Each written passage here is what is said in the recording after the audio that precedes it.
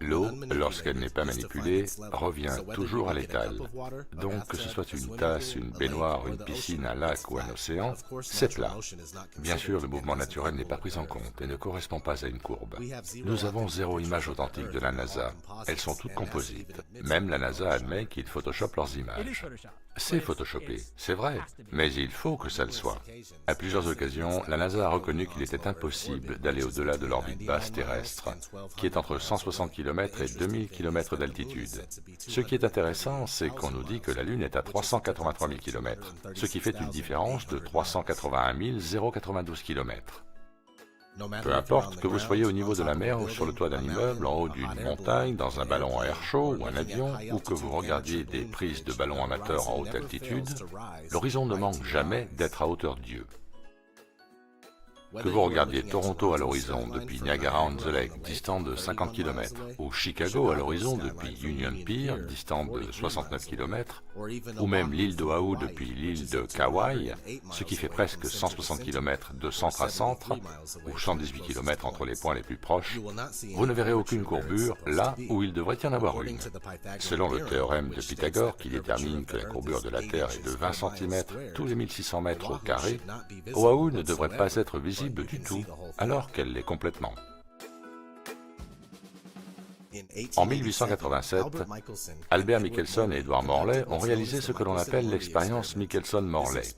Cette expérience tenta de prouver le supposé mouvement de la Terre autour du Soleil, et alors qu'elle échoua, Albert Einstein fut contraint de formuler la théorie de la relativité pour surmonter ce problème.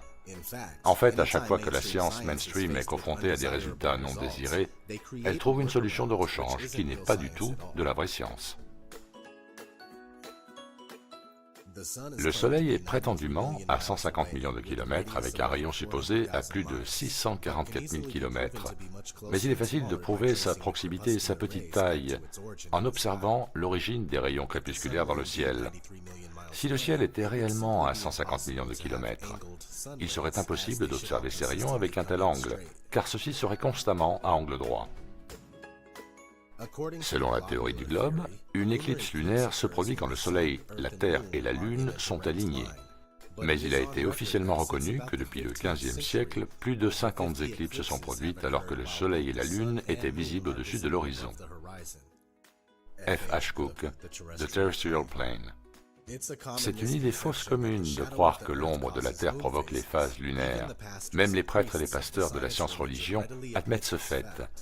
La chose intéressante concernant les phases lunaires est que la répétition des 8 phases est toujours identique, alors que si la Terre tournait autour du Soleil, ces 8 phases seraient inévitablement inversées pendant les saisons d'été et d'hiver. Je comprends parfaitement que l'idée d'une Terre plate et stationnaire semble ridicule de bien des manières, mais c'est uniquement parce que nous avons appris cette idée fausse du globe terrestre dès le premier jour de notre scolarité. Sans parler de la façon dont le concept de la Terre plate est moqué lorsqu'on le présente. On le décrit comme un monde hautement risible où les navires, les bateaux et l'eau basculeraient sur ses bords. Donc je comprends, mais ça fait partie de la tromperie. J'ai passé 30 ans de ma vie à croire que nous vivions sur un globe tournant. Ce n'est qu'après avoir étudié scientifiquement et sans biais les affirmations de la théorie de la Terre plate que j'ai commencé à réaliser qu'elle n'était pas si farfelue que ça. Maintenant, après presque 2 ans de recherche, je suis certain que la Terre est plate. On nous dit que la Terre tourne façon toupie à 1600 km/h tout en révolutionnant autour du Soleil à 106 000 km/h, pendant que le système solaire, dans son ensemble, file dans la Voie lactée à la vitesse ébouriffante de 788 000 km/h, qui elle-même fonce à travers l'espace infini à la vitesse hallucinante de 1 600 000 km/h.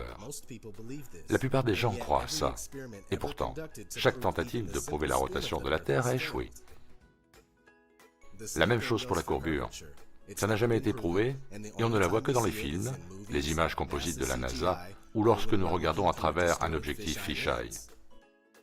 Ceci étant dit, merci de continuer de vous informer de manière critique. Posez des questions et exprimez-vous.